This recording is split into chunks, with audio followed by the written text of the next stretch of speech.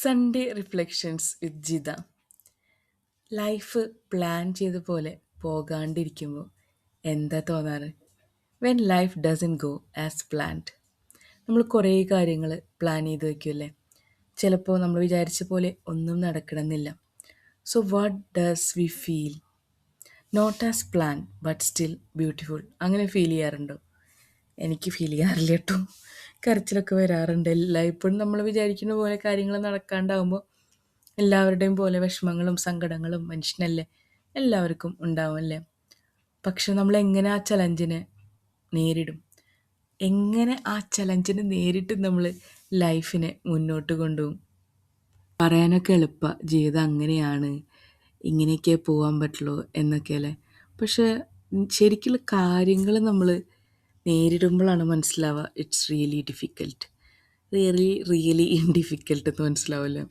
ചിലപ്പോൾ നമ്മൾ ചോദിക്കും, നമ്മൾ നമ്മുടെ പ്ലാൻ അനുസരിച്ച് ലൈഫ് പോകാണ്ടാവുമ്പോൾ എന്താ എനിക്ക് മാത്രം ഇങ്ങനെ എന്ന്, അല്ലേ?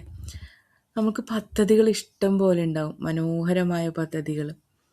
എനിക്കിപ്പോഴും ഓർമ്മയുണ്ട്, എൻ്റെ ഫ്രണ്ട് മൈഗ്രേറ്റ് ചെയ്യാൻ ശ്രമിച്ച് വേറൊരു രാജ്യത്തേക്ക് പോകാൻ ശ്രമിച്ച് എല്ലാം സെറ്റാക്കി പല തവണ പ്ലാൻ ചെയ്തു.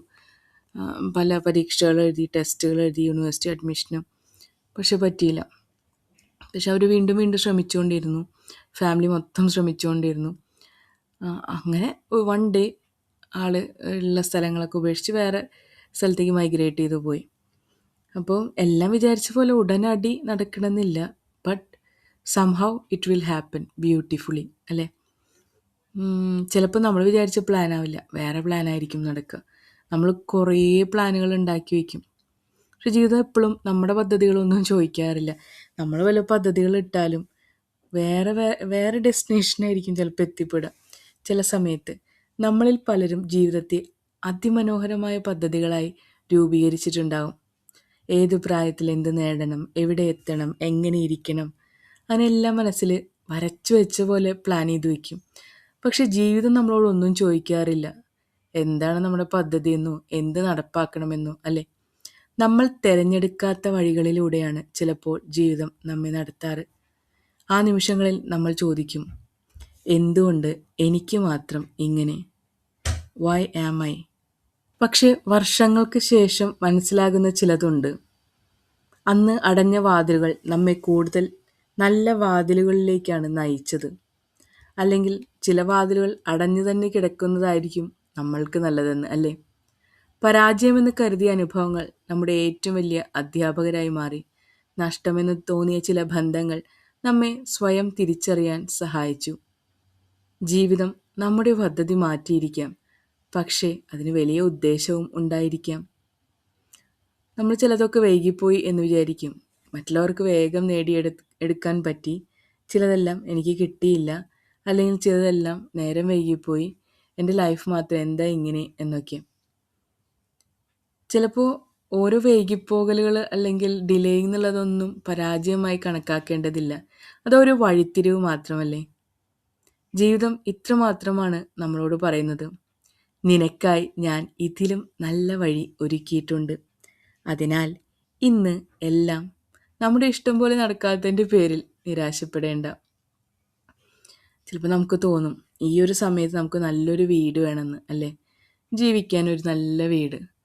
ഇപ്പോൾ നമ്മൾ റെൻറ്റിന് താമസിക്കുന്നതായിരിക്കാം. സ്വന്തമായിട്ടൊരു വീട് ആഗ്രഹിക്കാത്തവർ ആരും ഇല്ലല്ലോ. അങ്ങനെ വികാരങ്ങളുടെ തള്ളിക്കയറ്റങ്ങളൊക്കെ ഉണ്ടാവും. നമുക്ക് വീടില്ലല്ലോ, നമുക്ക് നല്ല സമ്പാദ്യമില്ലല്ലോ എന്നൊക്കെ. പക്ഷെ ജീവിതത്തിൽ വേറെ വലിയ പ്ലാൻസ് ഉണ്ടെങ്കിലോ? അറിയില്ല. നിങ്ങൾക്ക് ചെയ്യാനുള്ളത് ആത്മാർത്ഥമായി ചെയ്യുക. നമ്മുടെ ഇഷ്ടം പോലെയൊക്കെ പല കാര്യങ്ങളും നടക്കാത്തതിൻ്റെ പേരിൽ വിഷമിക്കാതിരിക്കുക. ബ്യൂട്ടിഫുൾ ആയിട്ടുള്ള ലൈഫ് എവിടെയോ നമ്മളെ വെയിറ്റ് ചെയ്യുന്നുണ്ടെന്ന് ഓർക്കുക.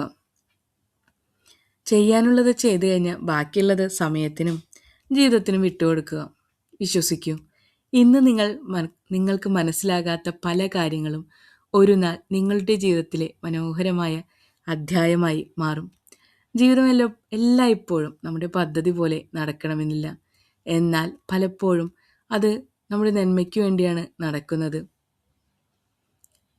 ചിലപ്പോൾ ഇങ്ങനെ പറയുമ്പോൾ അതൊരു ഫിലോസഫി ആയിട്ട് തോന്നിയിരിക്കാം, അല്ലേ? പദ്ധതികളൊന്നും നടക്കുന്നില്ലല്ലോ, അല്ലെങ്കിൽ നമ്മൾ പ്ലാൻ ചെയ്ത പോലെ ഒന്നും നടക്കുന്നില്ലല്ലോ എന്നൊക്കെ. പക്ഷെ ലൈഫിൽ മുന്നേറണമെങ്കിൽ ചില കാര്യങ്ങളിൽ ചില വഴിത്തിരിവുകൾ ഉണ്ടെന്ന് നമ്മൾ തിരിച്ചറിയുകയും അതിലൂടെ മുന്നോട്ട് പോവുകയും ചെയ്യണം എന്നുള്ളതാണ്. ഈ ആഴ്ച നമ്മൾ കടന്നു പോകുമ്പോൾ ഒരു കാര്യം മാത്രം ഓർക്കൂ. എന്തെങ്കിലും നഷ്ടപ്പെട്ടിട്ടുണ്ടെങ്കിൽ മനസ്സമാധാനം ആയിക്കോട്ടെ, വിഷമങ്ങളുള്ളതായിക്കോട്ടെ, ഇനി വരാനുള്ള അനുഗ്രഹങ്ങളിൽ വിശ്വാസം കാത്തു സൂക്ഷിക്കും. അതായത് ചിലപ്പോൾ നമ്മൾ വിചാരിച്ച പോലെ നടക്കാണ്ടിരിക്കുമ്പോൾ നമുക്ക് ഭയങ്കര ഡെസ്പെറേറ്റ് ആയിട്ടുള്ളൊരു ഫീലിംഗ് ഉണ്ടാവും അല്ലേ. പക്ഷെ വരാനുള്ള നല്ല നിമിഷങ്ങളെക്കുറിച്ച് ആലോചിക്കും. പോയതെല്ലാം കഴിഞ്ഞു പോയതെല്ലാം പോകട്ടെ. മനസ്സിൻ്റെ പ്രയാസങ്ങളോ വിഷമങ്ങളോ നമ്മൾ ചിന്തിച്ചെടുത്ത തീരുമാനങ്ങൾ തെറ്റായിപ്പോയി എന്നുള്ള ധാരണകളോ എന്തെങ്കിലും പാസ്റ്റ് ഈസ് പാസ്റ്റ് എന്ന് പറഞ്ഞിട്ട് തള്ളിക്കളയാനല്ല പറയുന്നത്. നമ്മുടെ മനസമാധാനത്തിന് വേണ്ടി നമുക്കിനിയും മുന്നോട്ട് ഒരുപാട് സഞ്ചരിക്കാനുണ്ട് അല്ലേ. പോസിറ്റീവായി ചിന്തിക്കൂ, പോസിറ്റീവായിട്ടിരിക്കൂ, ഹാപ്പി ആയിട്ടിരിക്കൂ. സോ ഇന്നത്തെ ഹാപ്പി ആയിട്ടുള്ള ഒരു ദിവസം നിങ്ങൾക്ക് ആശംസിക്കുന്നു. ഇന്നൊരു സൺഡേ അല്ലേ. എല്ലാവരും ഹാപ്പി ആയിട്ടിരിക്കൂ. Stay blessed. ജിത.